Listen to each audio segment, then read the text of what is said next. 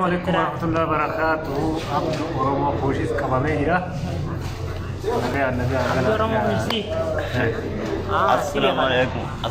Doa ini pun ada bilbilan le kuna cuna tindir ne wata karkang abu namni nabi tayo diratan asjalati nako isa kaysa nabarisa wata kau dia itu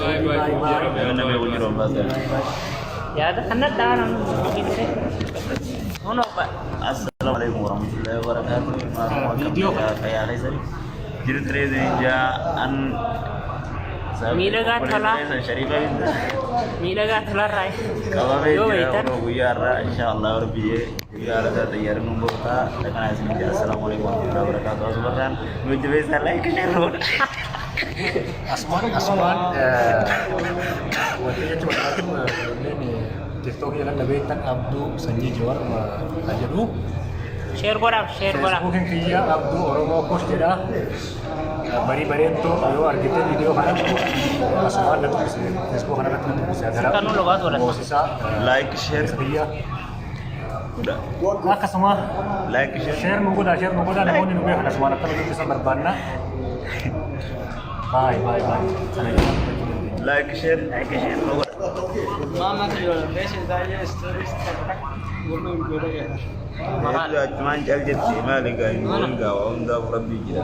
Karena ini walaupun Ini syabaha lalu jerah Salim from Syada syabaha kabati. karena dia bisa. Dapat buah yang barang. Adara story nonggona tayara fi mali wajina ni dinda. Ada ini sedang Kali ini kalau ni.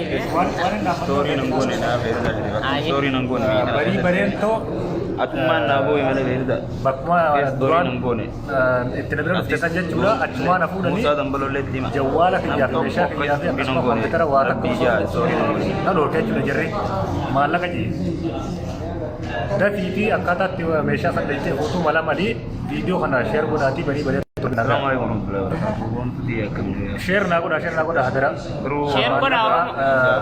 laptop atuma na boy mala adara ke جوالو تا ميشا هي واتك كفر النجي لا كوشتو كفر أكو ماندنا شير بداتي بني تو إذا ناقا نبيتي ميشا سندجة فيتي أكا فودا مناتا سي بني تو لا توما Ono